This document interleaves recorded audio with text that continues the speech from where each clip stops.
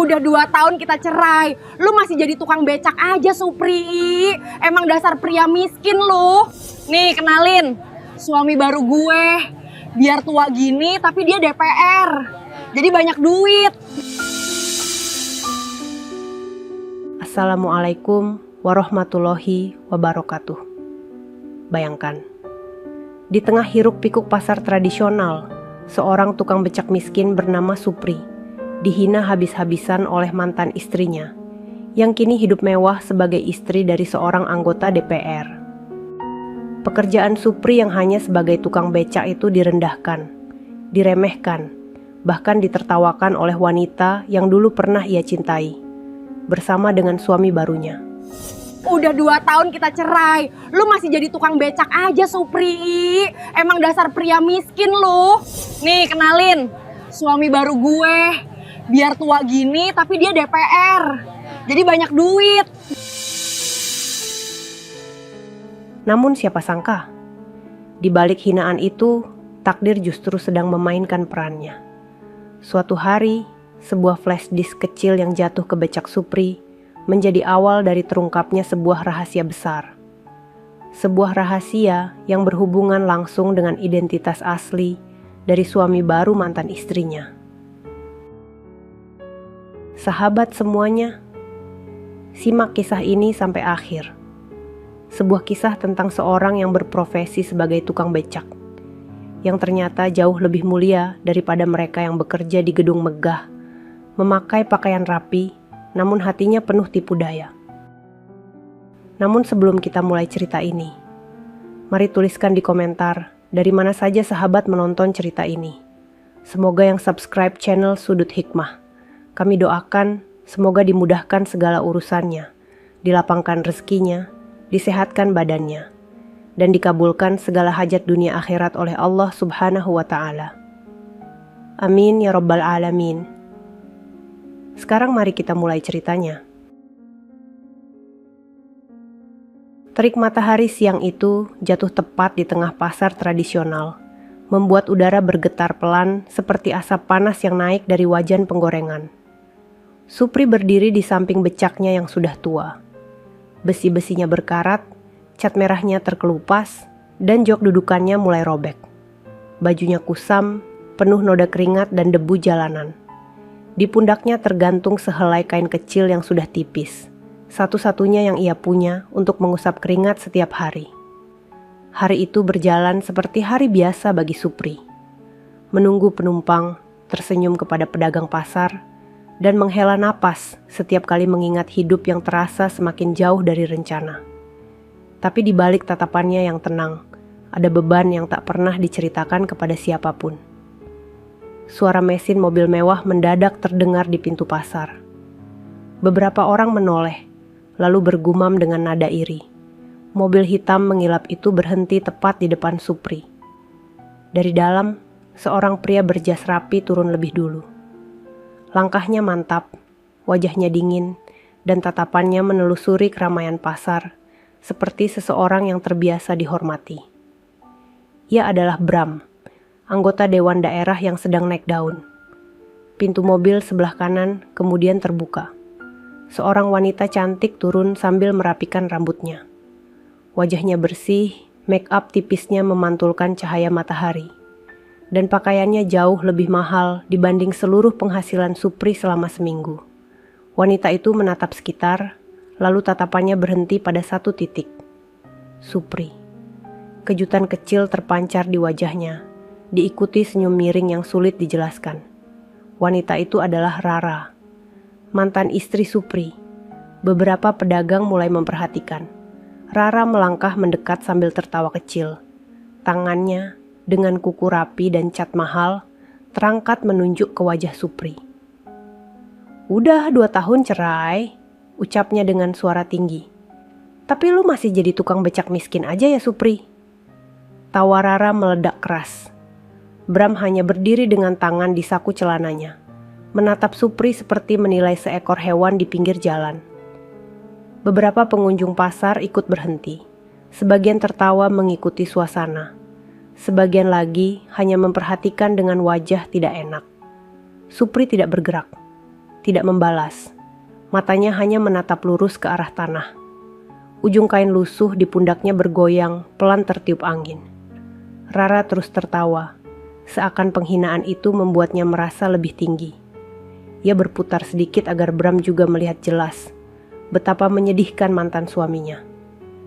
"Nih lihat mas," katanya sambil menyikut lengan suaminya yang baru. "Beginilah hidup kalau laki-laki gak punya kemauan." Bram tidak tertawa. Ia hanya mengangguk kecil, seperti membenarkan kata-kata Rara. Tatapannya dingin, dan di balik sorot matanya, ada sesuatu yang membuat Supri mengingat masa lalu kelam yang belum pernah ia ceritakan kepada siapapun di pasar. Supri menelan napas panjang. Hatinya panas, tapi wajahnya tetap tenang. Ia tidak bisa membalas. Ia tidak ingin membuat keributan. Ia hanya ingin hari itu berlalu seperti hari-hari sebelumnya. Namun ada sesuatu yang berbeda dalam sorot matanya. Ada sesuatu yang sejak lama ia tahan. Sesuatu yang belum pernah ia perlihatkan. Sesuatu yang membuat ia tampak bukan sekadar tukang becak yang menerima nasib. Pedagang buah di sebelahnya memandang Supri dengan iba. Beberapa orang yang dulu sering menertawakan mulai terdiam ketika melihat mata Supri yang tidak goyah. Ia memandang Rara dan Bram sebentar. Napasnya mengalun berat, namun matanya membawa kesedihan yang berubah menjadi tekad. Dalam hati, ia berkata pelan, seolah kepada dirinya sendiri. Waktu buat ngebalik keadaan sebentar lagi tiba.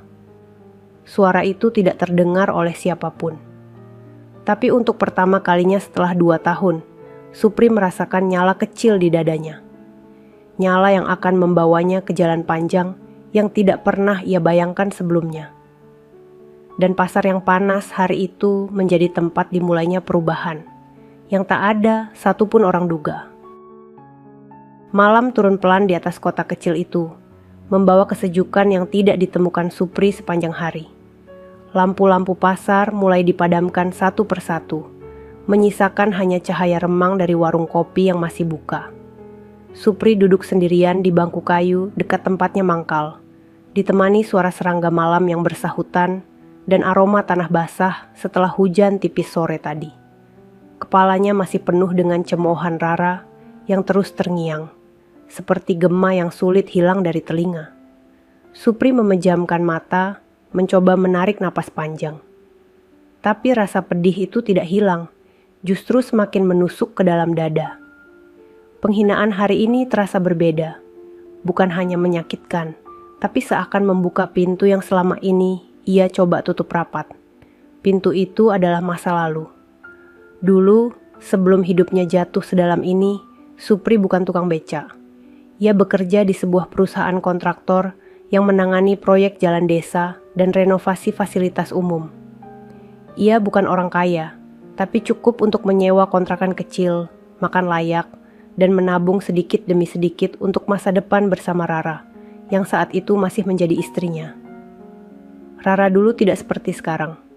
Rambutnya sederhana, tawanya lembut, dan ia selalu menggenggam tangan Supri sambil berkata bahwa hidup susah tidak apa selama bersama.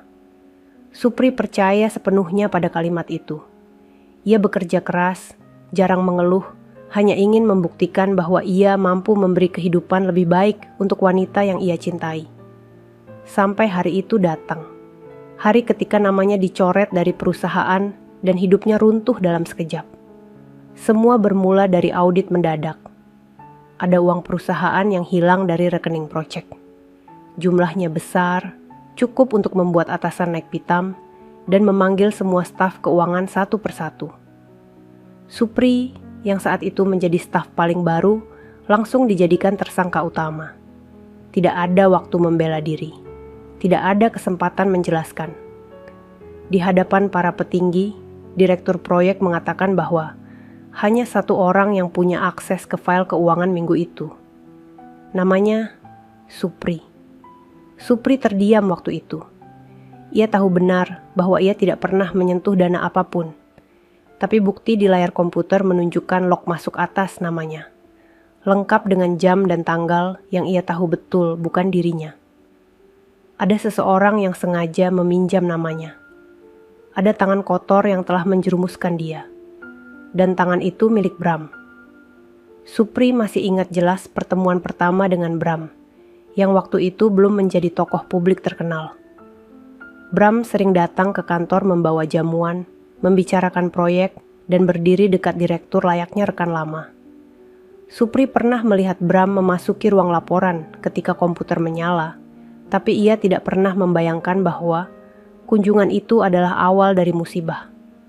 Ketika laporan korupsi mencuat, nama Bram hilang begitu saja dari pembicaraan. Semua kesalahan diarahkan kepada Supri. Tidak ada jejak digital lain selain dirinya. Ia dianggap ceroboh, serakah, dan merusak reputasi perusahaan. Karirnya berhenti dalam 1 hari. Rara juga tidak kuat menanggung beban rumor, malu, dan tekanan dari keluarga.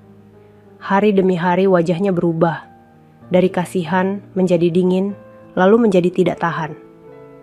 Supri berusaha menjelaskan, tetapi kata-katanya hanya dianggap alasan orang yang sudah ketahuan mencuri. Sampai akhirnya Rara pergi.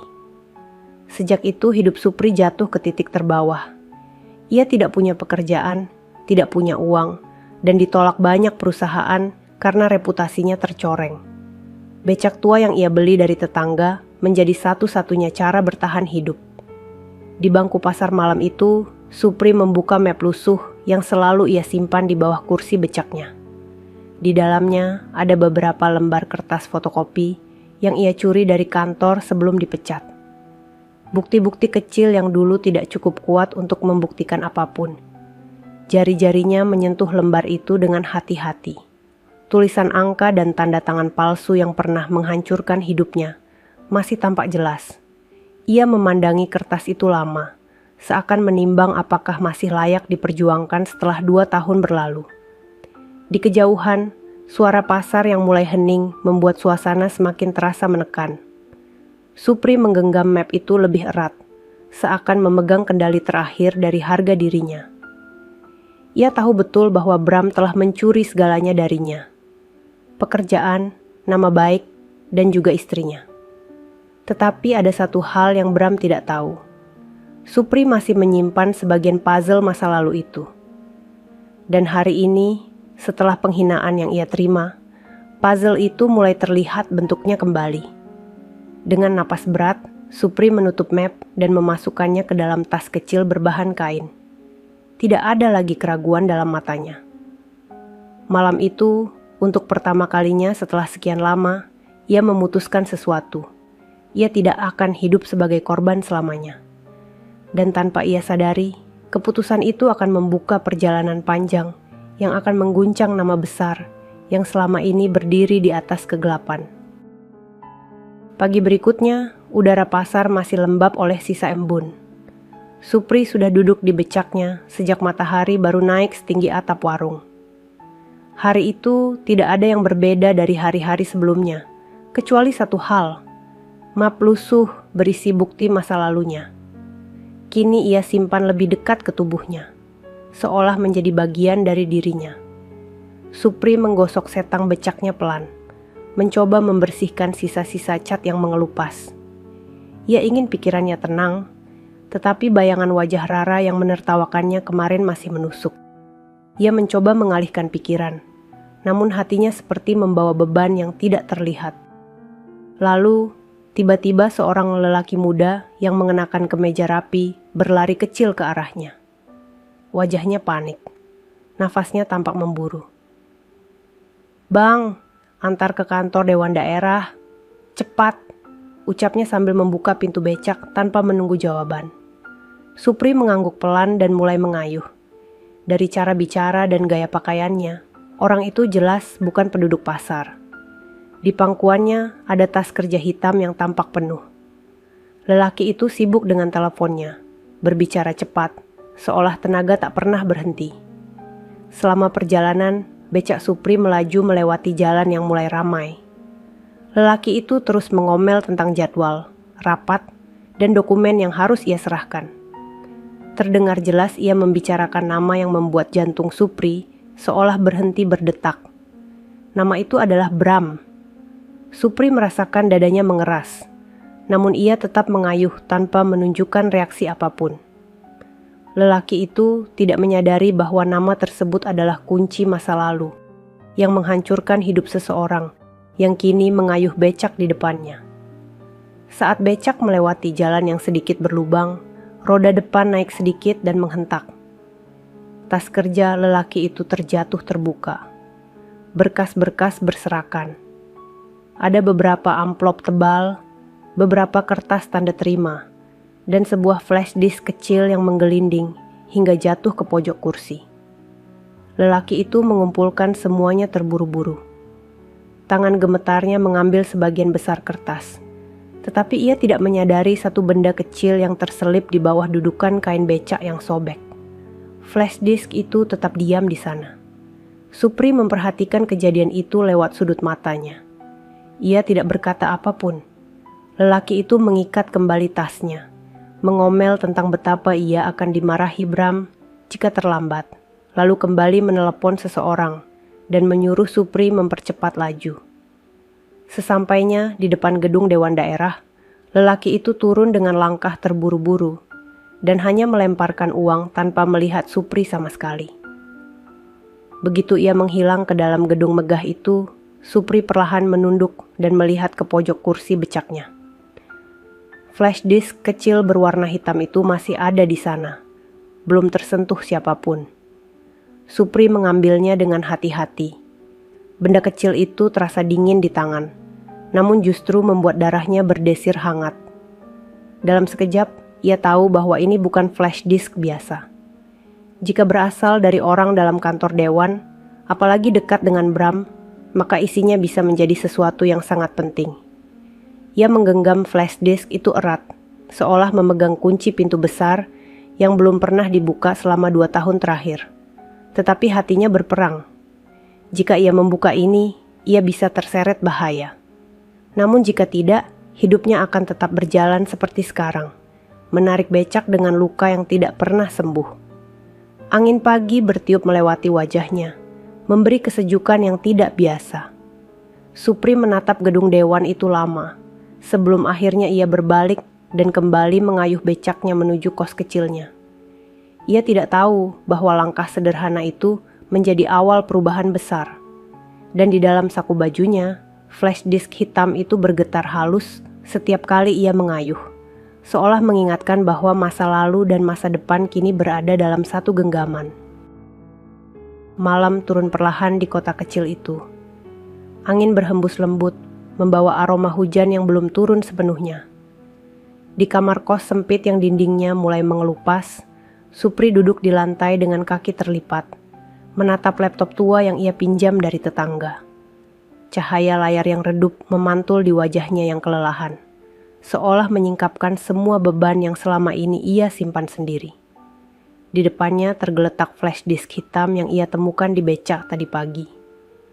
Benda itu kecil, tetapi bagi Supri seolah memiliki bobot yang jauh lebih berat daripada bentuknya. Jari-jarinya gemetar sedikit ketika ia menyentuhnya. Bukan karena takut, tetapi karena naluri yang mengatakan bahwa apapun isi di dalamnya bisa mengubah hidupnya. Ia menatap flash disk itu lama, lalu menarik napas panjang. Ingatannya kembali pada penghinaan di pasar. Tawa Rara. Tatapan merendahkan Bram. Semua itu membuat susunan emosi dalam dirinya menegang. Pada akhirnya, ia memasukkan flash disk itu ke port laptop. Layar laptop berkedip. Sebentar kemudian, sebuah folder muncul. Tanpa nama. Hanya simbol kecil biru. Supri membukanya dengan hati-hati. Puluhan file langsung muncul. Sebagian berbentuk tabel, sebagian berupa dokumen, dan beberapa di antaranya rekaman suara. Semua tersusun rapi seperti catatan seseorang yang selama ini menyembunyikan rahasia besar. Supri mengklik salah satu tabel. Angka-angka memenuhi layar. Aliran dana, catatan transfer, nama perusahaan yang tidak pernah ia dengar sebelumnya. Namun ketika matanya turun ke bagian bawah halaman, dadanya berdenyut keras. Ia menemukan sesuatu yang sangat familiar. Nama perusahaan yang dulu ia audit sebelum semuanya runtuh. Nama perusahaan itu yang menjadi alasan hidupnya hancur. Dan yang membuatnya terkejut bukan hanya nama itu, tapi karena pergerakan dana dalam tabel ini persis seperti pola yang ia lihat 2 tahun lalu. Perusahaan fiktif, dana proyek yang menghilang, transfer besar ke rekening perantara, dan akhirnya mengalir ke seseorang yang hanya ditulis sebagai inisial. Inisial itu adalah B. Supri menunduk, menggenggam rambutnya dengan kedua tangan. Jantungnya berdegup cepat.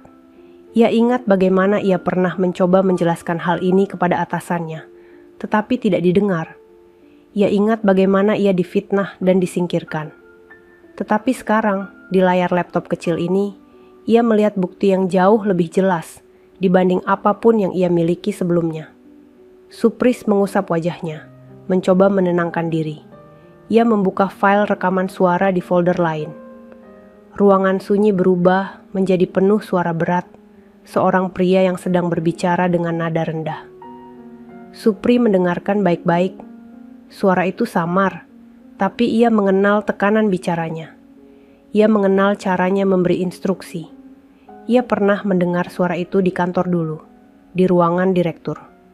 Pria itu menyebut angka, menyebut perusahaan, menyebut janji proyek, dan di tengah kalimat, suara itu menyebut nama lengkap orang yang sudah lama ia simpan dalam dendam.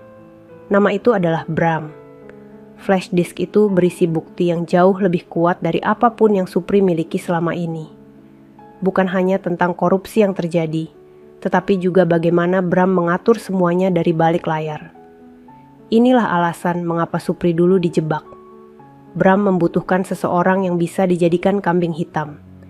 Dan saat itu, Supri adalah sasaran termudah. Rasa panas merambat ke tenggorokan Supri. Bukan amarah, tetapi rasa sakit yang selama ini ia tahan. Ia memejamkan mata sejenak, menahan getaran dadanya. Ia melihat kembali potongan hidupnya yang hilang, pekerjaannya, harga dirinya, pernikahannya. Semuanya hancur karena satu orang. Supri membuka kembali map lusuh yang ia simpan selama 2 tahun. Di dalamnya ada catatan kecil, fotokopi dokumentasi keuangan sederhana, dan tulisan tangannya sendiri tentang kejanggalan proyek yang dulu ia audit. Ketika ia membandingkan catatan lama itu dengan data baru di laptop, pola yang muncul sama persis. Seakan potongan puzzle yang selama ini hilang, akhirnya kembali ke tempatnya. Supri menatap layar yang penuh data itu lama sekali. Cahaya laptop memantulkan kembali ketegasan baru di matanya. Di luar kamar, suara langkah orang lewat di lorong terdengar samar. Supri tidak memedulikannya. Ia hanya memandang kilatan cahaya kecil dari flash disk di laptop, seolah benda itu sedang menuntunnya pada jalan yang tidak pernah ia pikirkan sebelumnya. Malam itu, tidak ada suara lain di kamar sempit itu selain desiran kipas tua dan napas Supri yang semakin mantap. Ia tahu bahwa mulai malam ini, ia tidak lagi sendirian melawan masa lalu. Ia memiliki bukti, ia memiliki alasan. Dan untuk pertama kalinya dalam 2 tahun, ia merasakan harapan yang bukan hanya untuk dirinya sendiri, tetapi untuk kebenaran yang dulu dirampas darinya. Malam itu, Supri tidak tidur. Ia hanya duduk diam, mengamati cahaya kecil dari layar laptop, sambil merencanakan langkah berikutnya. Pagi itu, langit tampak mendung, seolah kota sedang menyimpan sesuatu yang berat. Supri berjalan cepat melewati gang-gang kecil yang basah oleh embun. Tangannya menggenggam tas kain berisi flash disk, dan beberapa berkas yang ia keluarkan dari map lusuhnya semalam. Matanya fokus, langkahnya mantap, berbeda jauh dari hari-hari sebelumnya ketika ia hanya menarik becak tanpa arah. Ia menuju sebuah warung kopi kecil di pinggir jalan besar.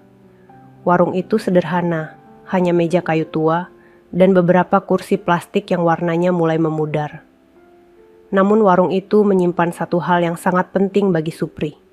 Seorang sahabat lama. Ridwan. Sejak dulu, Ridwan adalah jurnalis yang tidak pernah takut pada kebenaran. Ia tidak hanya menulis berita, tetapi berani menyingkap hal-hal yang disembunyikan orang-orang kuat. Supri mengenalnya ketika ia masih bekerja di perusahaan kontraktor. Ridwan sering datang mewawancarai staf-staf proyek, dan keduanya berteman baik karena sama-sama percaya bahwa kejujuran tidak boleh kalah. Tapi pertemuan mereka terputus setelah hidup Supri hancur. Ketika Supri tiba, Ridwan sudah duduk di pojok, sibuk mengetik sesuatu di laptopnya. Rambutnya sedikit lebih panjang dari terakhir kali Supri melihatnya, namun sorot matanya masih sama. Tajam, penuh rasa ingin tahu. Ridwan mendongak. Tatapannya membeku beberapa detik sebelum ia benar-benar mengenali wajah Supri. "Pri," ucapnya pelan. Supri hanya mengangguk. Senyum tipis muncul di wajahnya, tetapi matanya menyimpan banyak luka. Ridwan berdiri dan memeluknya singkat. Ada kehangatan lama yang kembali muncul dalam pertemuan itu. Ketika mereka duduk, Ridwan tak bisa menahan rasa herannya. "Aku pikir kamu sudah pindah kota. Sudah lama banget gak dengar kabar," katanya lembut. Supri menatap mejanya sejenak, lalu menghela napas panjang. "Hidupku jatuh, Wan," ujarnya pelan. "Gara-gara kesalahan yang bukan kesalahanku." Ridwan tidak menjawab. Ia hanya memandang teman lamanya itu dengan sorot penuh tanda tanya. Supri tahu ia harus menjelaskan, tapi rasa sakit itu masih terlalu jelas untuk diucapkan begitu saja. Akhirnya, Supri membuka tas kainnya dan mengeluarkan beberapa lembar kertas beserta flash disk hitam. "Aku butuh bantuanmu," katanya dengan suara yang lebih tegas. Ridwan mengambil berkas-berkas itu, membaca sekilas, dan dalam hitungan detik raut wajahnya berubah. Alisnya mengerut, matanya membesar, napasnya terhenti sejenak. "Pri, ini data proyek skala besar," katanya pelan. "Dan ini, pola seperti ini gak mungkin cuma 1-2 kali kejadian." Supri mengangguk. Ia mendorong flash disk ke arah Ridwan. "Buka itu, isinya jauh lebih besar dari yang pernah kita lihat dulu." Ridwan memasukkan flash disk itu ke laptopnya, dan ia mulai membaca. Waktu berjalan lambat. Supri duduk diam sambil memperhatikan perubahan ekspresi sahabatnya itu. Mulai dari penasaran, berubah menjadi cemas, lalu berganti menjadi kemarahan yang tertahan. Ridwan menutup laptopnya perlahan. Ia menatap Supri dalam-dalam. "Ini bukan sekadar kasus korupsi biasa," ucapnya. "Ini jaringan yang rapi, terstruktur, dan melibatkan orang-orang besar." Supri mengangguk sekali lagi, lebih berat daripada sebelumnya. "Dan orang yang ada di tengah-tengah semua ini," lanjut Ridwan, "adalah Bram." Nama itu mengisi ruang kecil warung kopi, membuat suasana seakan menegang. Hujan tipis mulai turun di luar, mengetuk atap seng seolah ikut mendengarkan percakapan mereka. Ridwan menconongkan tubuh ke depan. "Pri, kamu sadar kan, kalau kamu buka semua ini, kamu bisa dalam bahaya besar?" Supri terdiam sebentar. Ia tidak bisa menyangkal itu. Tetapi setelah penghinaan Rara kemarin, dan semua luka yang ia simpan selama 2 tahun, ia tahu bahwa diam bukan lagi pilihan. "Aku lebih takut hidup seperti ini selamanya," ujar Supri dengan suara pelan namun tegas. "Dulu aku gak punya bukti. Sekarang aku punya. Aku gak akan biarin orang itu hidup nyaman di atas penderitaan orang lain." Ridwan menghela napas panjang. Ia tahu Supri tidak lagi bisa dihentikan. Tatapannya berubah menjadi tatapan seorang jurnalis yang siap terjun dalam kebenaran yang berbahaya. "Kita gak bisa bergerak gegabah," kata Ridwan. "Kalau kita bongkar sekarang, mereka bisa hapus bukti dan menyerang balik. Kita harus masuk lewat lembaga anti korupsi, tapi kita butuh bukti yang benar-benar kuat." Supri menatap hujan di luar jendela warung, melihat titik-titik air jatuh seperti irama ketukan yang menenangkan. "Aku siap, Wan," ujarnya. "Apapun langkahnya nanti." Di meja itu, 2 sahabat yang pernah terpisah oleh nasib kini kembali bersatu dengan tujuan yang sama. Tujuan yang tidak hanya akan mengubah hidup Supri, tapi juga menggoreskan luka besar pada kekuasaan seseorang yang terlalu lama berdiri dengan angkuh. Dan langkah pertama menuju kebenaran baru saja dimulai. Hujan tipis masih turun ketika Supri dan Ridwan meninggalkan warung kopi itu. Jalanan berkilau oleh pantulan lampu toko, sementara angin malam membawa hawa dingin yang menusuk. Namun di dalam dada Supri, justru ada sesuatu yang mulai menyala. Nyala kecil dari keberanian yang 2 tahun lalu padam tanpa peringatan. Ridwan berjalan di sampingnya dengan langkah cepat. Ia sesekali melirik berkas yang kini ia simpan dalam map coklat. Raut wajahnya serius, jauh berbeda dari biasanya. Tekadnya terbentuk seiring ia melihat bukti-bukti yang Supri bawa. Kita harus pastikan dulu data ini asli dan masih berlangsung sampai sekarang, ujar Ridwan sambil menahan nafas dingin. Kalau semuanya masih jalan, itu berarti kita bisa masuk lebih dalam. Kita butuh bukti yang hidup, bukan hanya catatan lama. Supri mengangguk.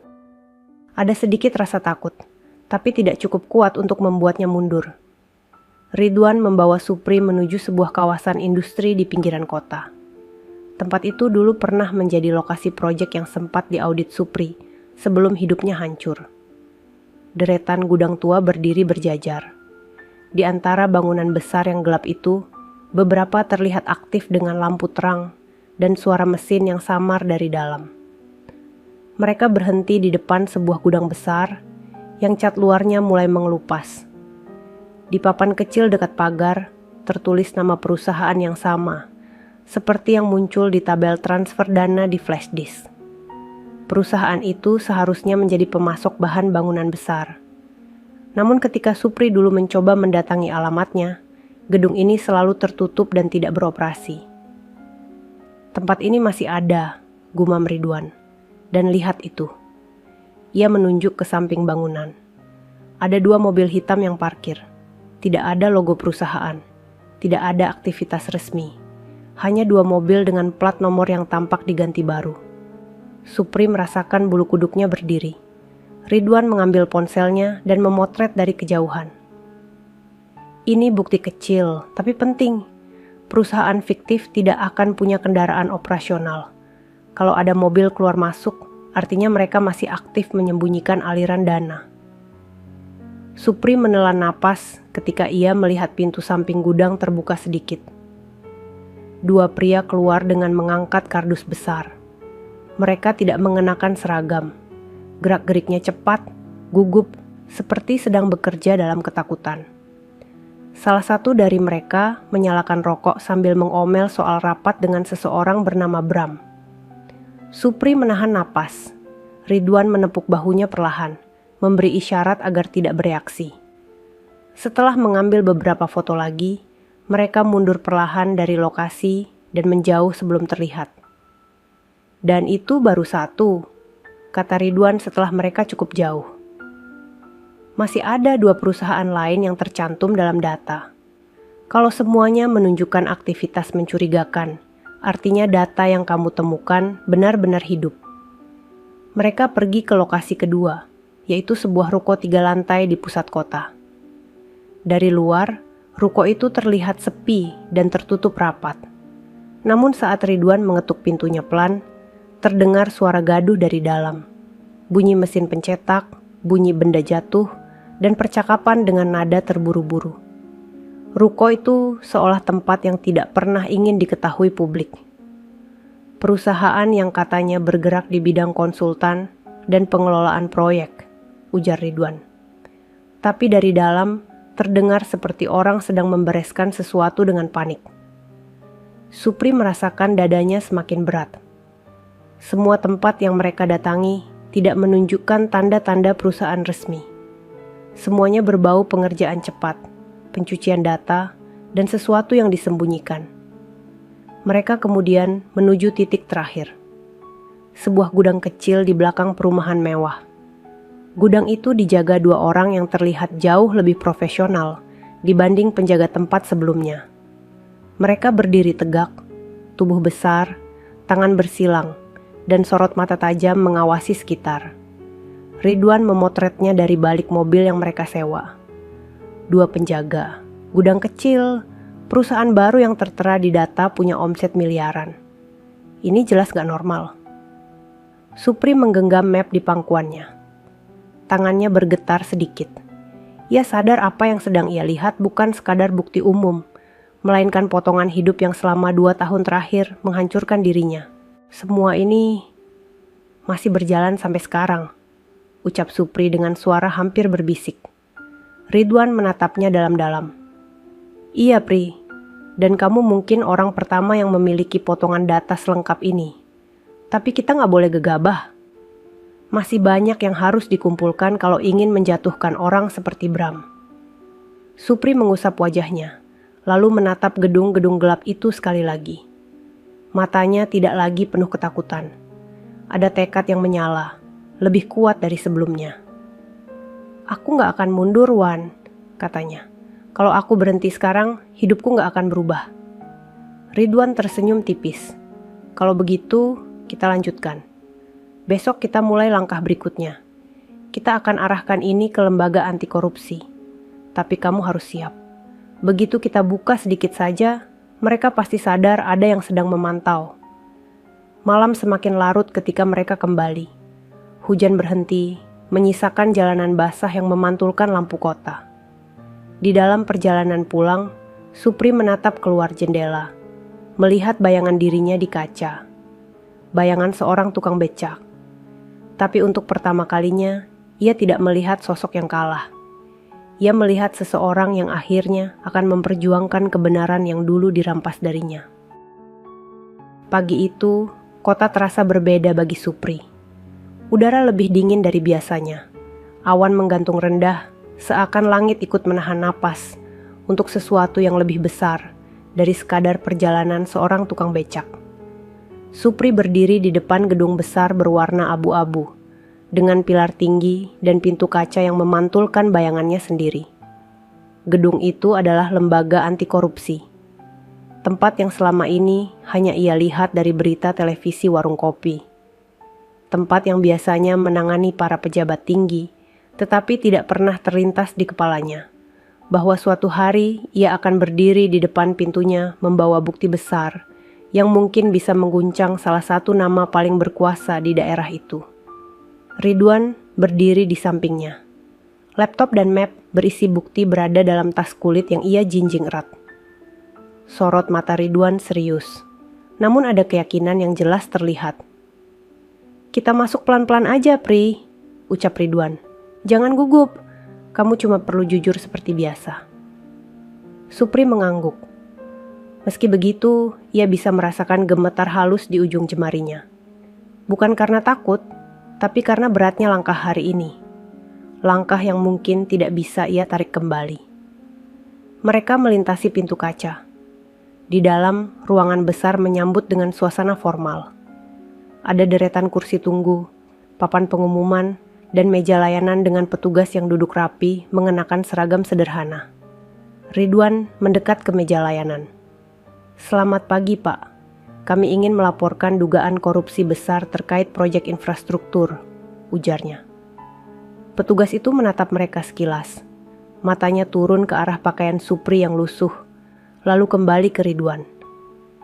Ia menghela napas ringan, seperti sudah terbiasa mendengar laporan-laporan dari orang-orang yang kadang tidak jelas.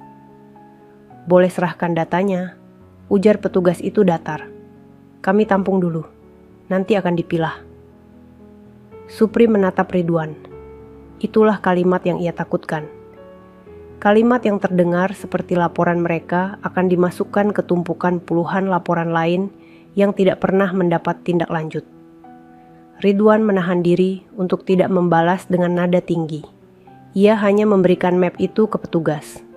Namun saat petugas membuka lembaran pertama, wajahnya berubah. Alisnya naik.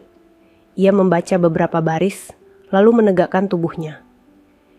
Ini data besar, gumamnya. Tapi sebelum ia berbicara lebih jauh, seseorang di belakangnya mendekat. Seorang wanita muda dengan rambut diikat rapi, mengenakan kemeja putih bersih dan celana bahan hitam. Tatapannya tajam namun tidak angkuh. Di dadanya terpasang kartu identitas, bertuliskan nama yang langsung membuat petugas menghentikan bicara. Wanita itu bernama Maya. Ia adalah penyidik muda yang dikenal paling teliti dan paling berani mengambil kasus rumit. Apa itu laporan baru? Tanya Maya sambil menatap map di meja. Sepertinya kasus korupsi, Bu, jawab petugas. Tapi datanya terlalu banyak. Perlu waktu untuk... Biarkan saya lihat, sela Maya. Ia mengambil map itu, membuka lembar demi lembar, dan dalam hitungan detik wajahnya mengeras. Tatapannya menjadi serius, bahkan lebih tajam daripada sebelum membaca. Ia mengangkat kepalanya dan menatap Supri dan Ridwan. Kalian dapat semua ini dari mana? Tanya Maya dengan nada rendah. Ridwan menjawab dengan hati-hati. Dari sumber yang punya akses lama pada proyek itu. Data ini terhubung langsung ke perusahaan yang patut dicurigai. Maya memandang Supri lebih lama. Ia melihat ada kejujuran yang melintas dalam mata laki-laki itu. Ada luka bertahun-tahun yang tidak bisa disembunyikan. Dan ada keberanian yang jarang terlihat pada orang biasa. Kalian ikut saya, kata Maya akhirnya. Mereka dibawa ke ruangan kecil di lantai 2. Supri duduk dengan tangan yang masih sedikit bergetar. Ridwan menjelaskan kronologi singkat. Sementara Maya memeriksa setiap file dengan kecepatan yang menunjukkan bahwa ia bukan penyidik biasa. Ini bukan data sembarangan, ucap Maya pelan. Ini bukan lagi dugaan, ini pola yang sudah berlangsung lama. Ia mengalihkan pandangannya pada Supri. Pak Supri, saya perlu tanya. Ujar Maya dengan nada lembut namun tegas. Apa Bapak siap jika kasus ini menyentuh orang-orang yang punya kuasa besar? Karena laporan seperti ini bisa membawa risiko. Supri mengangkat wajahnya perlahan. Dulu ia mungkin akan mundur. Tapi setelah penghinaan di pasar, setelah 2 tahun hidup menahan luka, dan setelah melihat bukti bahwa ia bukan orang yang bersalah, Supri tidak lagi ragu. Saya sudah terlalu lama diam, ucapnya pelan. Kalau saya nggak maju sekarang, saya nggak akan maju seumur hidup. Maya menatapnya lama lalu mengangguk. Saya akan bawa ini ke rapat penyidik, katanya. Tapi saya nggak bisa janji apapun. Kami butuh bukti tambahan yang lebih kuat. Suara langsung, rekaman baru, atau aktivitas transaksi yang sedang berjalan. Hati Supri berdetak keras. Ia tidak menyangka perjalanannya baru saja dimulai. Namun ketika Maya berdiri dan menutup map itu, ada satu kalimat yang membuat dadanya terasa lebih ringan.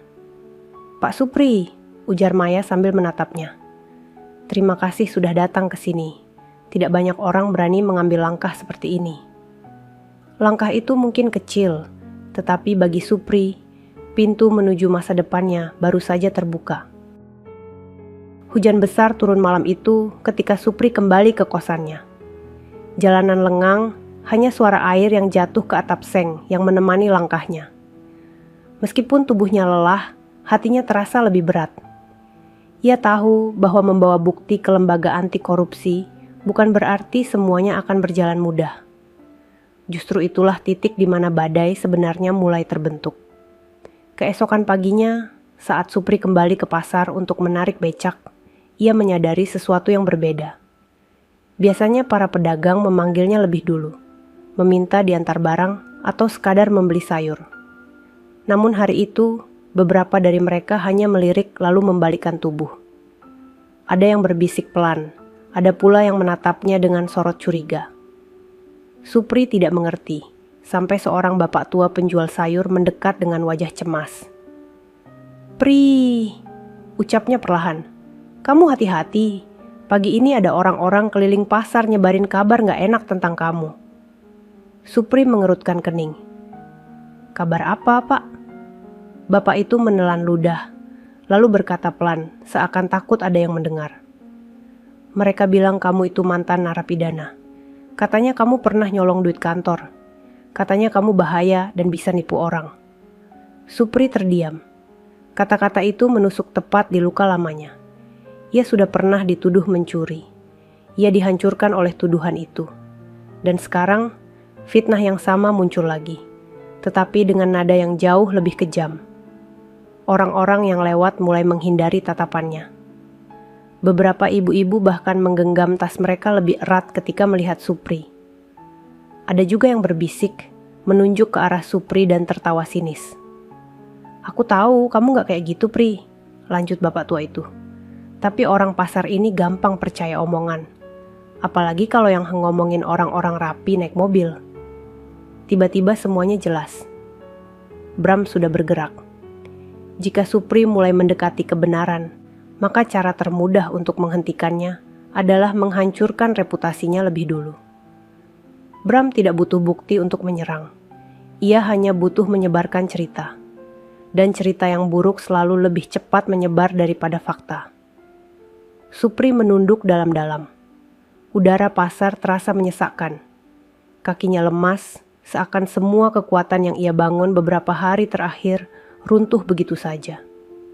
Ia kembali ke becaknya dengan langkah berat. Ketika hendak mengayuh, seorang ibu pedagang ikan yang dulu sering ia antar meneriakinya. Aku gak mau pakai becakmu lagi, ya. Kamu itu katanya banyak masalah. Aku gak mau ikut-ikut. Yang lain tertawa kecil, menambah sakit di dada Supri. Ia menahan napas agar tidak terlihat gemetar. Ia tidak marah. Tapi rasa sepi itu menghimpit seperti tangan besar yang menekan dadanya tanpa belas kasihan. Namun di tengah semua itu, kejadian yang tak terduga membuat Supri berhenti menunduk. Seorang perempuan tua pedagang sayur maju dengan langkah pelan. Wajahnya keriput, bajunya sederhana. Ia membawa kantong plastik besar berisi cabai dan bawang. Tanpa ragu ia mendekat ke becak Supri dan meletakkan kantong itu di kursi belakang. "Antar ke rumah ibu, Pri," katanya lembut. "Gak peduli orang bilang apa, ibu tahu kamu orang baik."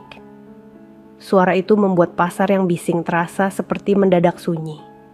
Beberapa orang terdiam melihat keberanian perempuan itu. Supri menatapnya dengan mata hampir berkaca.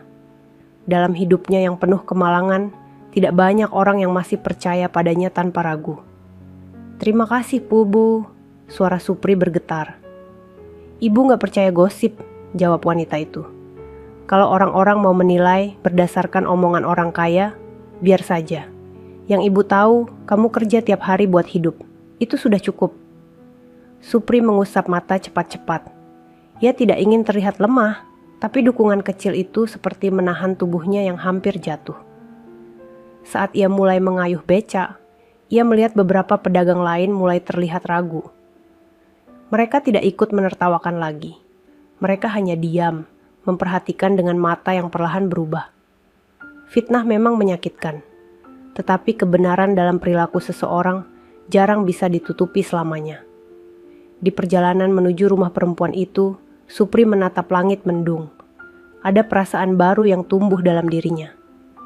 Sebuah rasa tenang yang pelan-pelan menguatkan langkahnya. Jika Bram menyerangnya dengan fitnah, itu berarti Bram merasa terancam. Itu berarti Supri berada di jalan yang benar. Sesampainya di rumah perempuan tua itu, Supri diminta duduk sebentar. Wanita itu menuangkan segelas teh hangat dan berkata lirih, "Kalau kamu butuh tempat buat cerita atau butuh bantuan, bilang aja. Kamu gak sendirian." Kata-kata itu begitu sederhana, namun justru menjadi kekuatan yang luar biasa untuk Supri. Malamnya, ketika Supri kembali ke kos, ia menemukan pesan dari Ridwan. Ada seseorang dalam lembaga anti korupsi yang tertarik lebih jauh dengan kasus itu. Namanya Maya.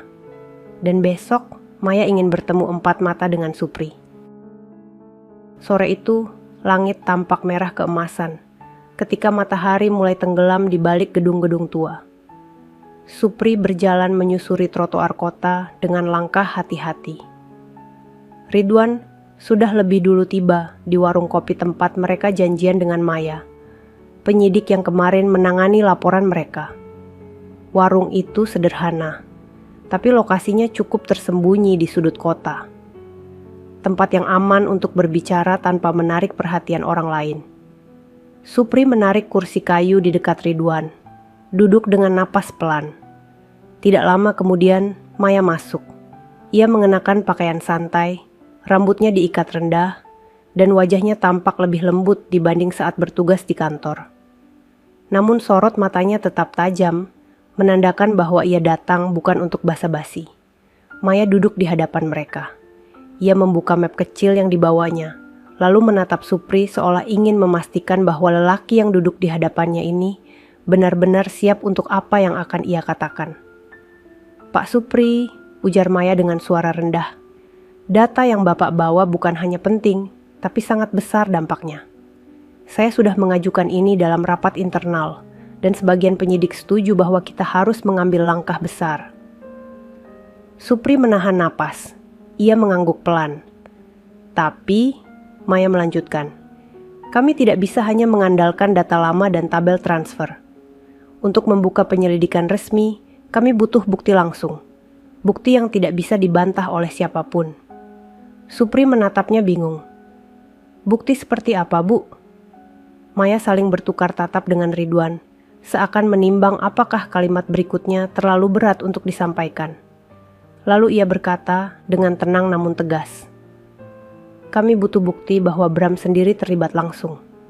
Minimal rekaman suara atau percakapan yang menunjukkan ia mengatur aliran dana itu."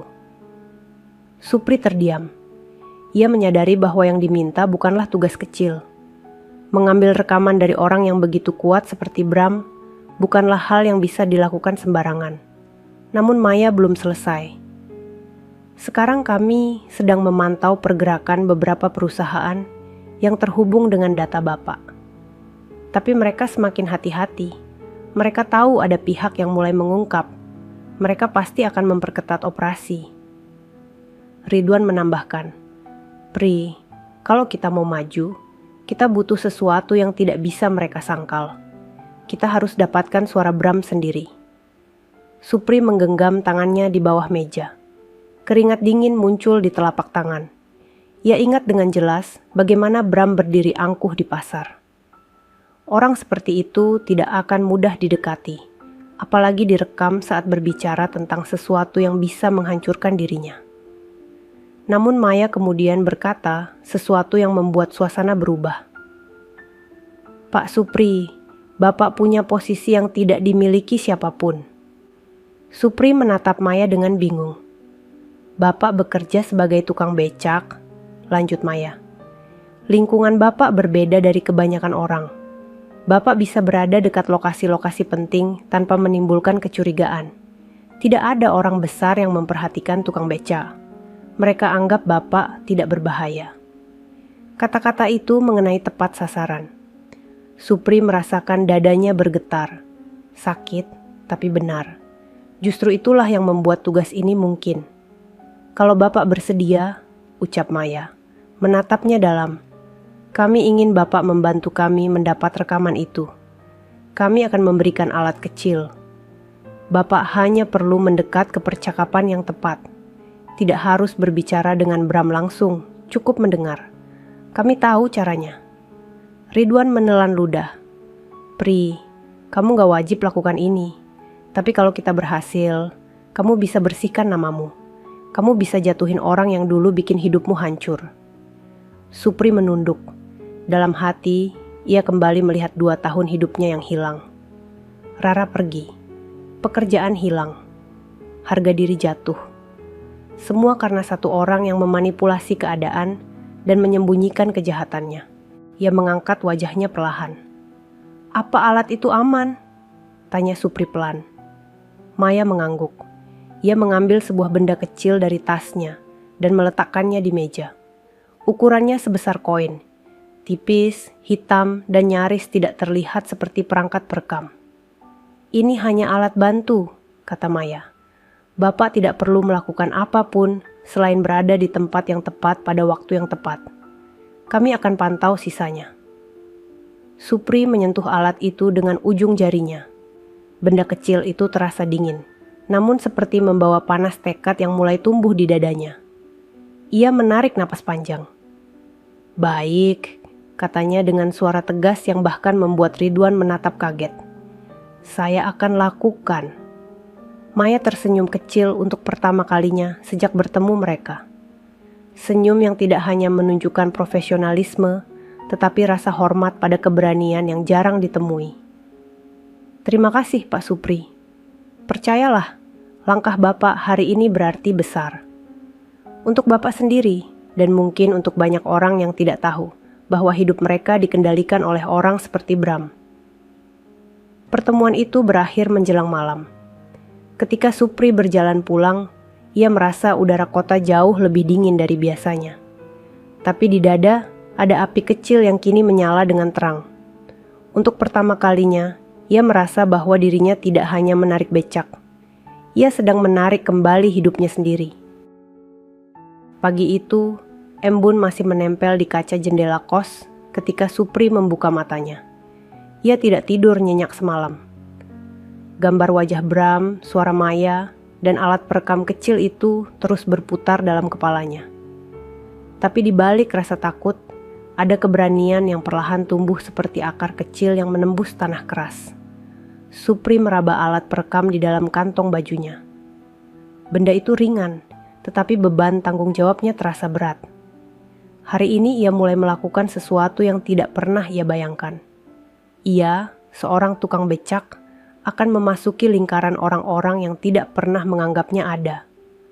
Ia keluar dari kos, menarik becaknya, dan mulai mengayuh ke daerah kantor Dewan Daerah, tempat Bram sering datang untuk rapat. Jalanan masih sepi. Matahari baru muncul dari balik gedung, menciptakan bayangan panjang di aspal. Setibanya di depan gedung itu, Supri melihat kerumunan kecil. Beberapa kontraktor dengan kemeja rapi sedang berbicara keras sambil membawa map besar. Mobil-mobil mewah keluar masuk seperti biasa. Tidak ada yang memperhatikan keberadaan seorang tukang becak di pinggir jalan. Supri menunggu dengan sabar. Ia berpura-pura merapikan kain penutup becaknya. Padahal ia sedang memperhatikan siapa saja yang datang dan pergi. Tiba-tiba dua pria berpakaian formal datang tergesa-gesa, sambil membawa kotak kecil berlabel dokumen internal. Salah satu dari mereka berbicara cukup keras. Pak Bram lagi nunggu di lantai 2. Katanya mau bahas tambahan biaya proyek. Supri menajamkan telinganya. Ia tahu nama proyek itu. Proyek yang dulu membuat hidupnya hancur. Ketika kedua pria itu mendekat, salah satunya menoleh pada Supri. Bang, antar kita ke kantor pusat dewan. Cepet ya, waktu mepet. Supri langsung mengangguk. Jantungnya berdetak lebih cepat. Ini kesempatan. Kedua pria itu naik ke becak dan Supri mulai mengayuh. Perjalanan mereka hanya sekitar 5 menit. Tetapi percakapan yang terjadi di belakangnya membuat tubuh Supri merinding. Sial, angka 5% itu terlalu kecil. Kemarin dia minta 10% dari total anggaran. Gila apa gimana? Lah mau gimana? Dia bilang kalau kita nggak nurut, ya dia nggak akan tanda tangan. Kena rem proyek 1 kabupaten. Kata demi kata masuk ke telinga Supri, tertangkap oleh alat perekam mini yang ia tempelkan di bagian bawah kursi becak. Mereka mengucapkannya begitu saja, seolah hal itu adalah rutinitas biasa. Supri ingin menoleh, ingin memastikan ia tidak salah dengar. Tapi ia menahan diri. Ia harus tetap terlihat seperti tukang becak biasa. Ketika sampai di gedung pusat dewan, kedua pria itu turun terburu-buru tanpa sempat memperhatikan Supri. Ia kembali ke tempat mangkal, memeriksa alat perekam dari balik kain. Lampu kecil berkedip, rekaman berhasil. Namun Maya mengatakan bahwa mereka masih butuh satu hal yang sangat penting. Bukan hanya suara bawahan. Yang benar-benar bisa menjatuhkan Bram adalah suara Bram sendiri. Hal itu membuat tekad Supri mengeras. Ia memutuskan untuk mendekatkan dirinya ke rumah dinas Bram. Tempat yang sering dijadikan lokasi rapat tertutup dengan orang-orang kepercayaannya. Sore hari, Supri mengayuh becaknya ke kawasan elit kota. Rumah-rumah besar berdiri megah dengan pagar tinggi. Rumah dinas Bram berada di ujung jalan, dengan lampu taman yang selalu menyala terang. Supri berhenti di dekat pos satpam dan pura-pura menunggu penumpang. Satpam yang melihatnya hanya mendengus. Ngapain mangkal di sini? Ini kawasan pejabat. Nggak ada yang mau naik becak. Supri hanya tersenyum kecil. Siapa tahu ada tamu. Saya cuma nunggu sebentar. Satpam mengangkat bahu. Ia tidak peduli. Beberapa menit kemudian, mobil hitam berhenti di depan rumah. Dua kontraktor turun sambil tertawa kecil. membawa map besar. Salah satu dari mereka menoleh ke Supri. "Bang, nanti antar ke hotel setelah makan malam ya. Tunggu aja di situ." Supri mengangguk. Pintu rumah terbuka. Dari dalam, suara Bram terdengar samar. "Masuk aja, kita selesaikan bagiannya malam ini." Napas Supri tercekat. Itu suara yang ia tunggu. Ia menunduk, pura-pura mengikat tali sendalnya, dan menyalakan alat perekam yang kedua. Maya sudah mengajarinya cara menyembunyikan alat itu di badan becaknya tanpa terlihat. Ketika pintu rumah kembali tertutup, Supri perlahan membawa becaknya lebih dekat, berhenti di samping taman, cukup dekat untuk mendengar suara dari dalam rumah yang sesekali lolos dari ventilasi kecil. Ia mendengar suara gelas, kursi diseret, lalu suara Bram yang lebih jelas. "Kalau uangnya sudah masuk, besok kita lanjut tahap kedua. Pastikan semua tanda tangan siap. Jangan sampai ada yang tumpang tindih. Dan soal itu, kirim 50 juta untuk tutup mulut orang keuangan." Supri menahan napas. Kata demi kata itu masuk ke perekam. Kalimat yang selama ini ia butuhkan. Namun ia tidak boleh gegabah. Ia harus memastikan rekaman itu utuh. Ia menunggu lebih lama, sampai percakapan reda. Ketika tamu itu keluar rumah 2 jam kemudian, wajah mereka puas. Mereka kembali menuju becak Supri. Supri mengantar mereka ke hotel seperti diminta. Tapi dalam hati, ia tahu satu hal. Malam itu, ia membawa bukti penting yang mungkin akan mengubah segalanya. Ketika ia tiba di kos, ia duduk lama di tepi ranjang. Lampu redup menyinari alat perekam kecil di tangannya. Rekaman itu tidak hanya menangkap suara orang-orang bawahan. Rekaman itu menangkap suara sang aktor utama. Supri tersenyum tipis, tanpa sadar air matanya menetes. Bukan karena sedih, tetapi karena untuk pertama kalinya, ia merasa hidupnya kembali berada di jalur yang benar. Roda becaknya mungkin tua, tapi malam itu, roda itu membawa sebuah kebenaran besar. Malam itu, langit kota cerah tanpa awan. Cahaya lampu jalan memantul di kaca-kaca gedung, menciptakan bayangan panjang di setiap sudut jalan. Supri mengayuh becaknya pelan menuju rumah dinas Bram. Tugasnya hari ini sebenarnya sederhana, hanya menunggu jika ada tamu yang ingin diantar.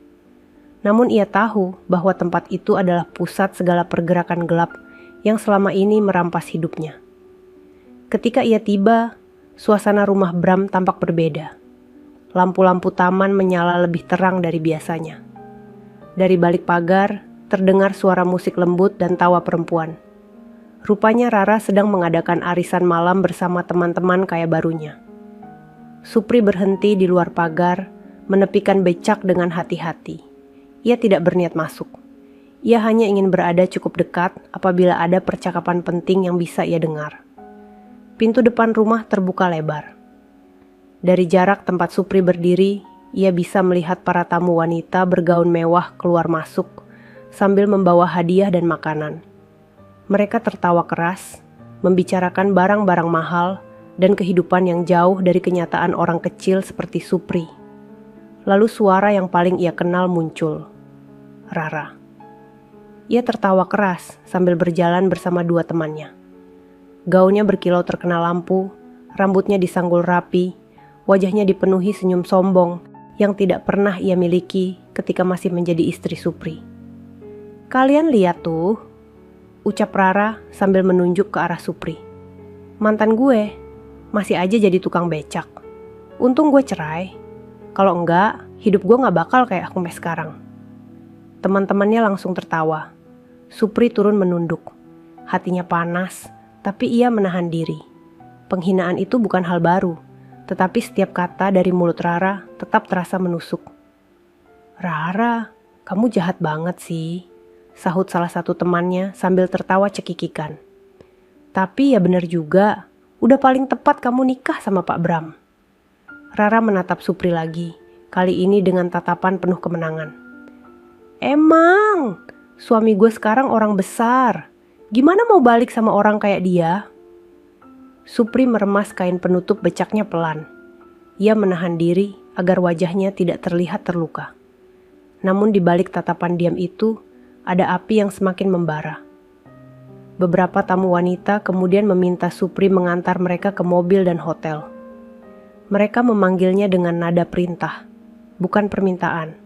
Tapi bagi Supri, itu hanyalah bagian dari peran yang perlu ia jalani untuk mendengar sesuatu yang lebih besar.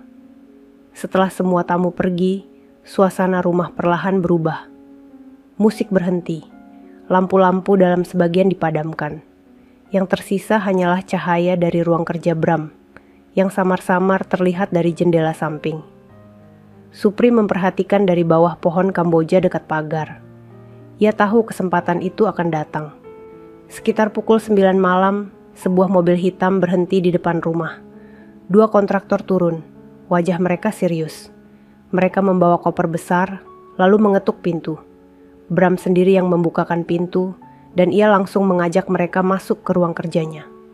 Supri tahu ini adalah momen penting. Namun bagaimana ia bisa mendekat tanpa dicurigai? Jawabannya datang dari seseorang yang tidak ia duga. Seorang pembantu rumah, perempuan paruh baya yang dulu pernah Supri antar belanja ke pasar, melihatnya berdiri di luar pagar. Wajahnya tampak iba. Ia berjalan mendekat sambil membuka sedikit pintu samping. "Mas Supri," bisiknya. "Mas lagi nunggu tamu." Supri mengangguk pelan. "Iya, Bu. Tadi ada yang minta jemput nanti." Pembantu itu menatap ke dalam rumah, lalu kembali pada Supri. Nadanya berubah menjadi lebih serius. "Ruang kerjanya Pak Bram lagi rame. Biasa kalau begitu urusan besar. Kalau Mas mau, Mas masuk aja sebentar lewat pintu samping. Nggak ada yang merhatiin, cuma saya yang tahu." Supri tertegun. Ia tidak menyangka ada yang masih baik padanya di rumah itu. "Makasih, Bu," ucapnya lirih. "Jalan pelan aja," kata pembantu itu. "Tapi hati-hati. Orang-orangnya Pak Bram suka bicara keras kalau pikir nggak ada orang." Supri mengikuti petunjuk itu. Ia berjalan pelan lewat pintu samping, menyusuri lorong yang mengarah ke ruang makan. Dari sana, pintu ruang kerja Bram terlihat sedikit terbuka. Suara percakapan di dalam ruangan terdengar jelas. Ia mendekat, berhenti di balik meja kecil dekat pintu. Ia menempelkan alat perekam kedua di rak buku kecil yang berada di sudut ruangan, cukup dekat untuk menangkap suara tanpa terlihat oleh siapapun. Suara Bram terdengar jelas. "Jadi, dana tahap pertama sudah masuk semua?" "Sudah, Pak. Semua lewat perusahaan perantara. Bersih." "Bagus. Besok saya mau semua dokumen cadangan disiapkan. Kita nggak boleh salah langkah. Orang-orang mulai banyak tanya. Kita harus lebih hati-hati." Supri merasakan tubuhnya bergetar. Suara itu, nada itu, cara bicara itu. Semua mengungkapkan siapa Bram sebenarnya. Kontraktor di dalam ruangan menambahkan, "Soal tanda tangan, Pak." Ada staf yang mulai curiga. "Siapa?" tanya Bram cepat. "Bagian keuangan. Katanya aliran dana nggak masuk akal." Bram menghela napas. "Sudah, kirim saja uang tutup mulut, 50 juta cukup." Supri hampir gemetar mendengarnya. Kata-kata itu bukan hanya bukti korupsi besar. Kata-kata itu juga membuktikan bahwa Bram melakukan hal yang sama padanya 2 tahun lalu. Supri menutup mata. Ia menahan air mata yang ingin keluar. Rasa sakit, marah, dan kelegaan menyatu menjadi satu. Ia mengerti kini. Ia tidak dihancurkan karena salah. Ia dihancurkan karena menjadi korban permainan orang yang jauh lebih besar. Setelah percakapan selesai dan koper ditutup dengan bunyi logam yang berat, Supri menunggu semua orang keluar. Ketika lorong kembali sepi, ia dengan cepat mengambil alat perekam itu dan menyelipkannya kembali ke sakunya. Sesampainya di luar rumah, ia berdiri bekerja keras, menahan rasa campur aduk di dadanya.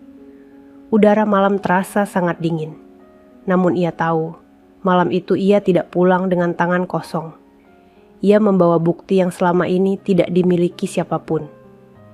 Bukti yang bisa menjatuhkan Bram. Bukti yang bisa membersihkan namanya sendiri. Malam itu terasa panjang ketika Supri berjalan pulang. Lampu jalan yang redup memantulkan bayangan tubuhnya di aspal basah. Ia menahan alat perekam kecil di dalam genggaman, seolah benda itu adalah nyawa kedua baginya.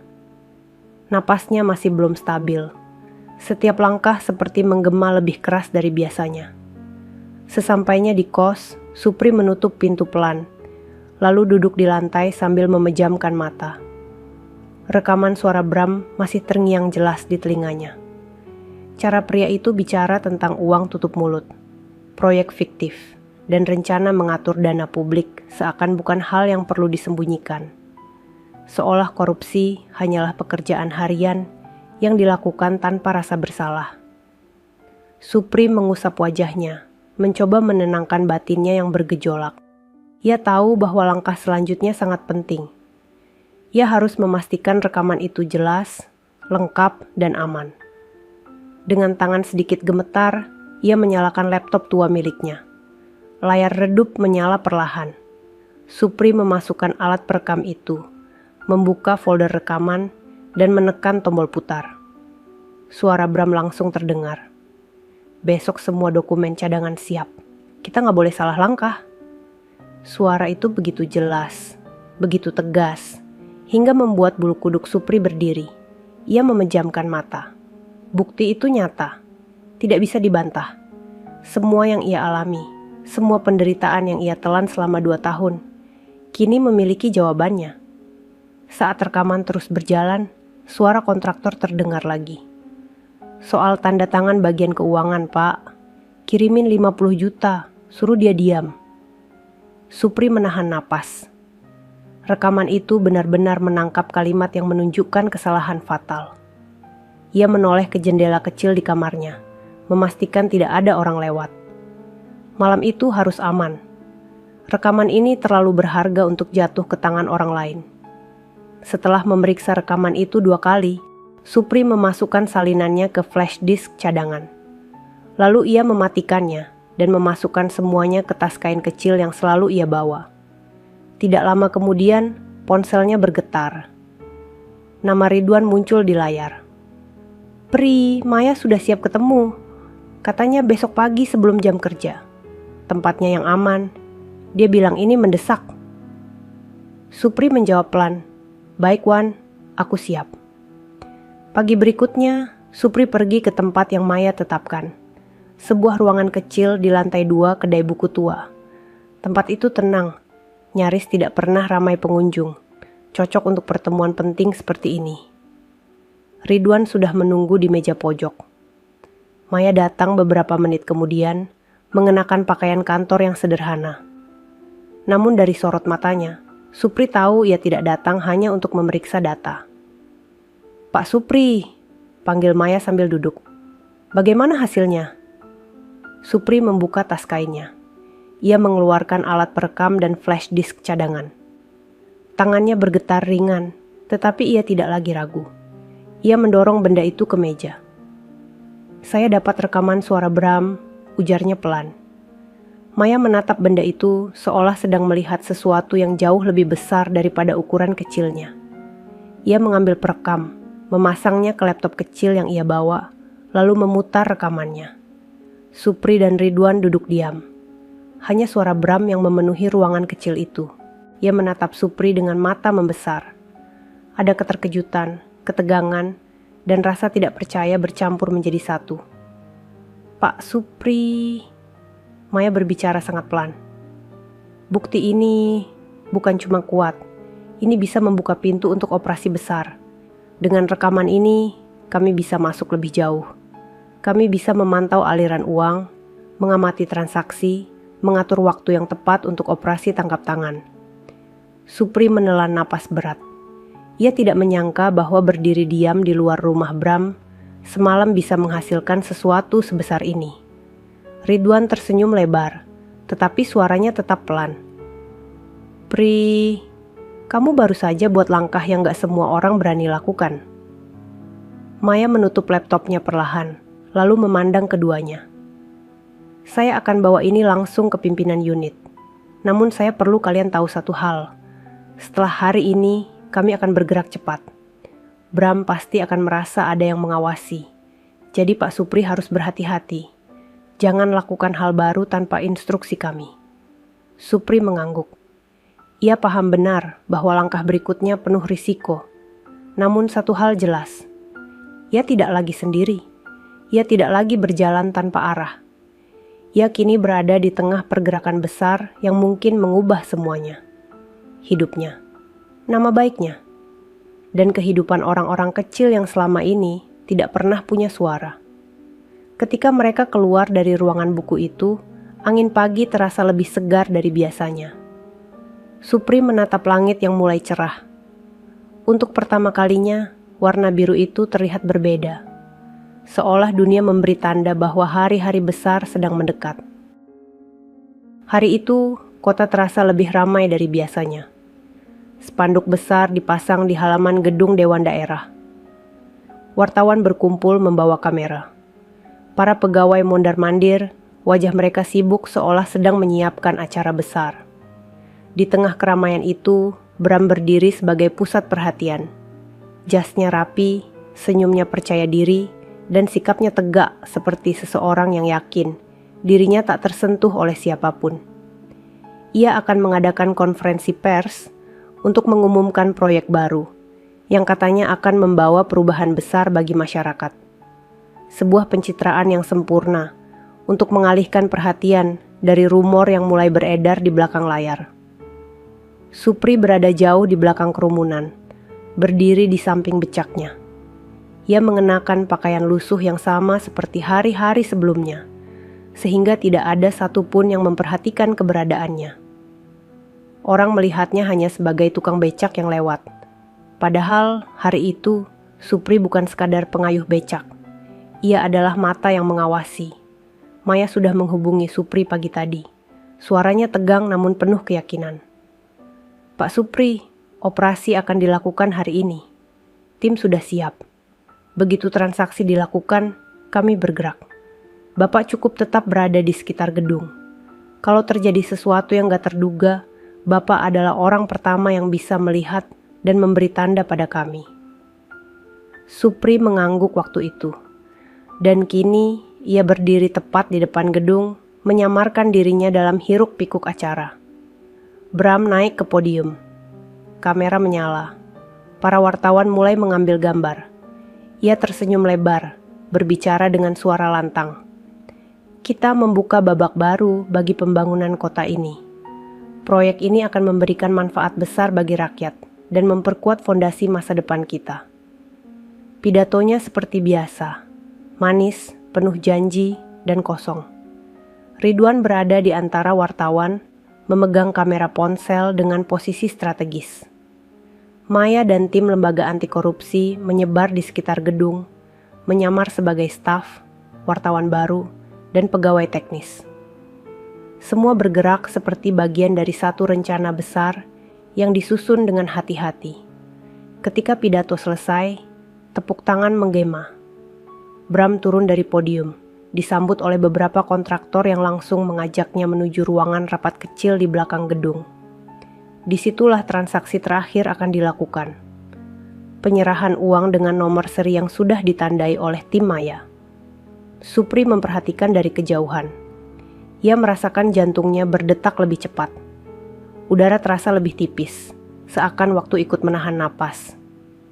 Dari balik jendela kecil gedung itu, Supri melihat koper hitam diletakkan di meja. Tidak ada suara yang keluar, tetapi ia tahu apa isinya. Ia tahu bahwa ketika koper itu dibuka, operasi akan dimulai. Maya memberi tanda halus kepada timnya. Mereka menyebar, membentuk posisi. Beberapa berdiri di pintu samping, 2 orang di koridor, dan 1 tepat di ujung ruangan rapat. Saat pintu ruangan tertutup, suasana luar ruangan mendadak terasa jauh lebih tegang. Supri meremas kain pegangan becaknya. Ia hampir tidak bernapas ketika melihat salah satu staf Bram masuk membawa amplop tambahan yang diduga menjadi bagian dari transaksi. Dan kemudian itu terjadi. Pintu ruangan terbuka lebar. Bram berdiri terkejut. Uang berserakan di atas meja. Kontraktor yang datang sebelumnya mematung. Maya masuk paling depan, menunjukkan kartu identitas lembaga anti korupsi, sambil berkata dengan suara tegas, "Kami dari Lembaga Anti Korupsi. Anda semua ditahan untuk penyelidikan terkait dugaan korupsi dan aliran dana ilegal." Ruangan itu meledak oleh suara seketika. Wartawan yang mendengar keributan langsung berlari. Kamera dinyalakan. Kilatan cahaya memenuhi udara. Orang-orang berteriak. Beberapa pegawai mencoba menjauh, takut terseret. Bram terpaku. Wajahnya pucat. Ia mencoba tersenyum palsu, tetapi suaranya bergetar. "Apa ini? Ada kesalahan. Ini tidak seperti yang kalian pikirkan." Namun Maya tidak gentar. Ia membuka koper itu dan memperlihatkan uang yang sudah ditandai nomor serinya. Semua wartawan melihat. Semua kamera merekam. "Ini bukan kesalahan, Pak Bram. Ini bukti." Bram mulai kehilangan kendali. Ia mencoba menutup koper itu, tetapi dua petugas sudah menghalanginya. Kontraktor yang berada di ruangan tampak gemetar, bahkan ada yang mengangkat tangan menyerah. Supri menyaksikan semuanya dari luar jendela. Ia berdiri kaku, seakan tidak bisa percaya bahwa hari yang ia tunggu selama 2 tahun kini sedang terjadi di depan matanya. Sosok yang dulu membuat hidupnya hancur. Sosok yang pernah membuatnya berjalan seperti bayangan kosong. Kini berdiri tak berdaya di depan hukum. Kerumunan mulai berteriak. Beberapa wartawan mendorong mikrofon ke arah Bram. Suara mereka tumpang tindih. "Benarkah Anda menerima uang suap? Apa benar perusahaan-perusahaan bodong itu milik Anda? Bram, apakah Anda menyalahgunakan anggaran publik?" Tidak ada lagi tempat untuk sembunyi. Tidak ada lagi ruang untuk membalik fakta. Di luar gedung, Supri menatap langit. Untuk pertama kalinya sejak lama, dadanya terasa lapang. Bukan karena balas dendamnya terbayar, tetapi karena ia tahu kebenaran akhirnya menemukan jalannya sendiri. Ketika Bram dibawa keluar gedung dengan tangan yang gemetar, mata mereka sempat bertemu sebentar. Tidak ada kata, tidak ada senyum. Hanya sebuah keheningan singkat yang penuh makna. Supri tidak menunduk hari itu. Ia berdiri lebih tegak dari sebelumnya. Dan dunia akhirnya melihat sosok yang selama ini tidak dihitung oleh siapapun. Seorang tukang becak yang melawan ketidakadilan. Seorang laki-laki kecil yang membawa kebenaran besar. Hari penangkapan Bram menjadi berita terbesar di kota itu. Sejak pagi, televisi menayangkan rekaman penggerbekan berulang kali. Para wartawan berdiri di depan gedung dewan, melaporkan dengan suara terburu-buru, seolah tidak ingin kehilangan satu momen pun.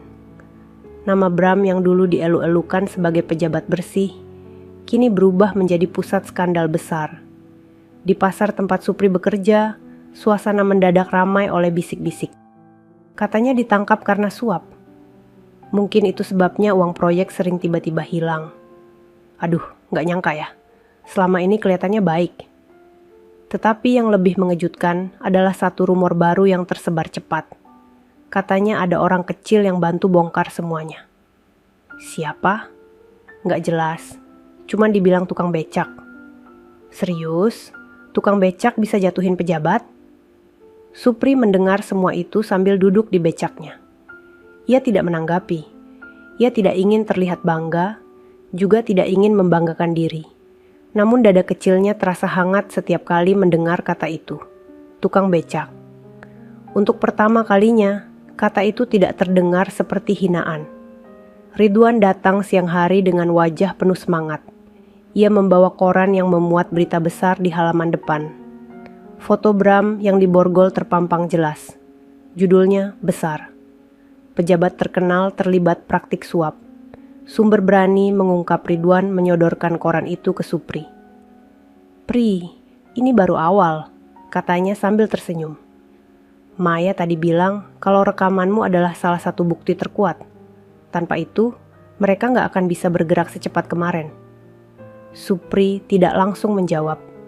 Ia hanya menatap foto Bram lama-lama, seakan mencoba memahami kenyataan bahwa pria yang dulu menghancurkan hidupnya kini tidak berdaya di tangan hukum. Namun momen itu tidak berlangsung lama. Dari kejauhan, seseorang berlari kecil menuju Supri. Ketika semakin dekat, sosok itu jelas. Rara. Wajahnya kusut, make up-nya luntur. Rambut yang biasanya tertata rapi kini berantakan. Gaun mewah yang ia kenakan terlihat tidak sesuai dengan langkahnya yang limbung. Kerumunan pasar langsung memerhatikannya. Rara berhenti tepat di depan Supri. Nafasnya berat, matanya merah, entah karena menangis atau marah. Supri hanya diam, tidak tahu apa yang akan terjadi. "Pri," suara Rara goyah. "Bilang sama aku ini gak benar." Supri tetap diam. Rara melanjutkan dengan suara bergetar. "Bilang kalau Bram cuma dijebak. Bilang kalau semua ini salah paham. Aku gak bisa terima semua ini." Kerumunan makin banyak. Beberapa pedagang menghentikan aktivitas mereka untuk menonton. Supri memandang wajah Rara, wanita yang dulu ia cintai. Wanita yang pernah tertawa bersamanya di rumah kontrakan kecil yang penuh harapan.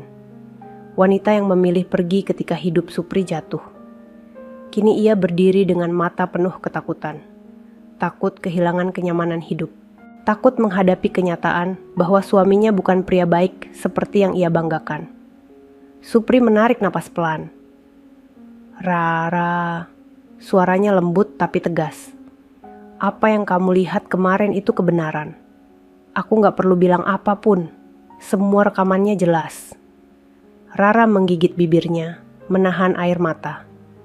"Jadi, kamu yang bikin dia ditangkap?" Supri tidak menjawab. Ia tidak ingin menyombongkan diri. Ia tidak ingin mempermalukan siapapun. Ia hanya menatap Rara dengan ketenangan yang tidak pernah ia punya sebelumnya.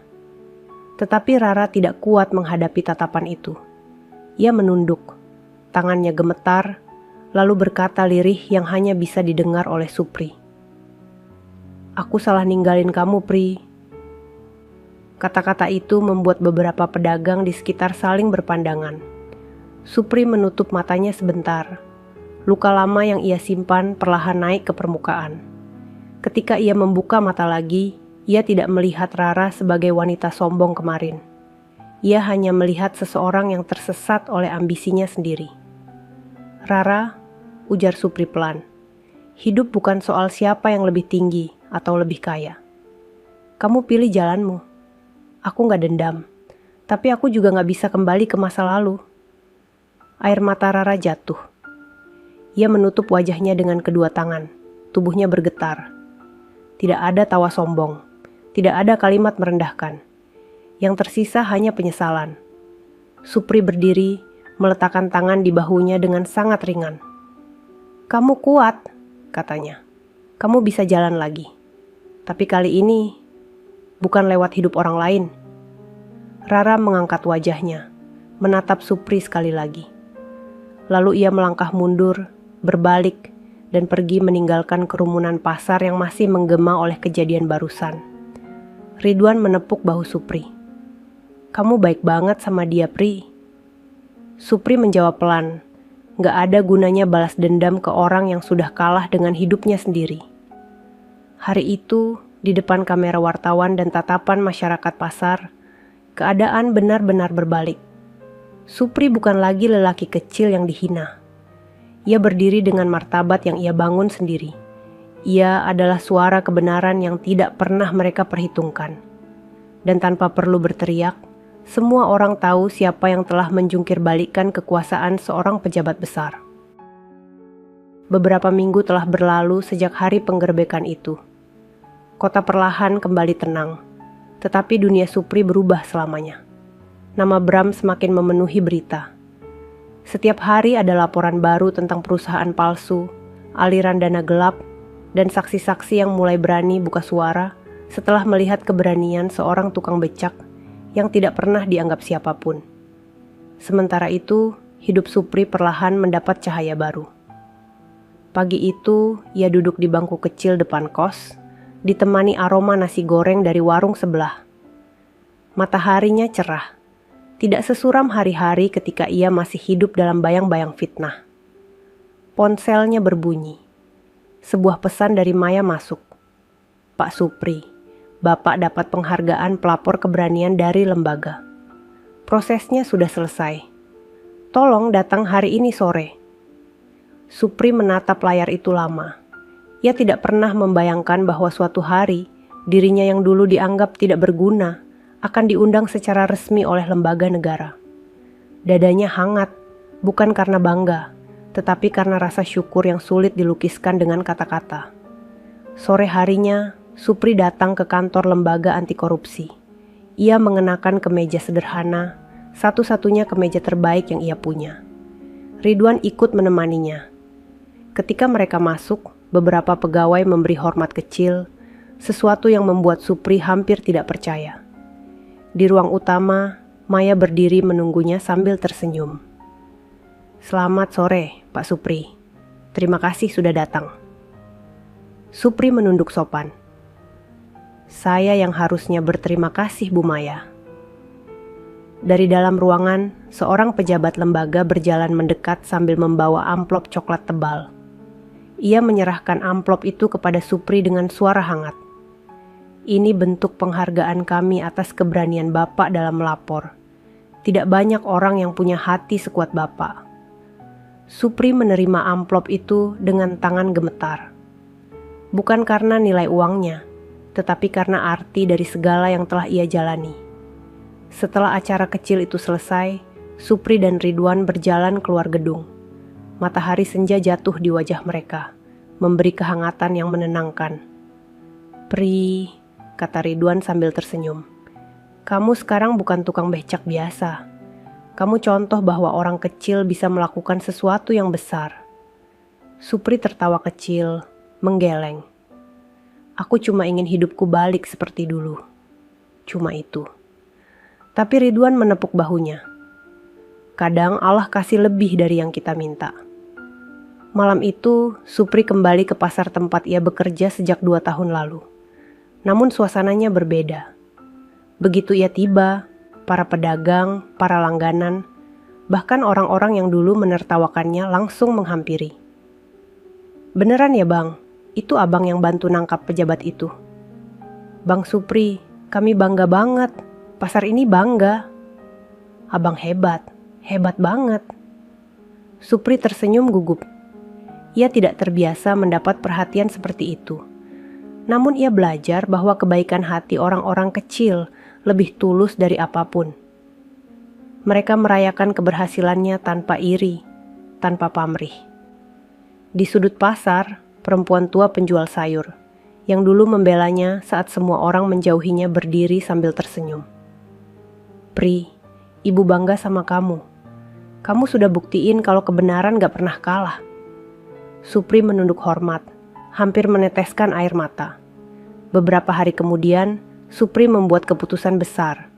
Ia menggunakan sebagian dari penghargaan itu untuk membeli 3 becak baru. Bukan untuk dirinya sendiri. Ia membentuk sebuah koperasi kecil untuk para tukang becak di pasar. Sebuah wadah yang mengatur penghasilan mereka, agar lebih adil dan memastikan tidak ada lagi yang terlantar seperti dirinya dulu. Ketika ia menyerahkan kunci becak baru pada 2 tukang becak tua yang hampir tidak mampu mengayuh lagi, mata mereka berkaca-kaca. "Pri, ini serius? Kamu kasih kami becak baru?" Supri tersenyum yang paling tulus ia miliki dalam hidupnya. "Iya Bang, kita jalan sama-sama, gak ada yang harus jatuh sendiri lagi." Hari demi hari, pasar mulai berbeda. Orang-orang tidak lagi memandang rendah profesi tukang becak.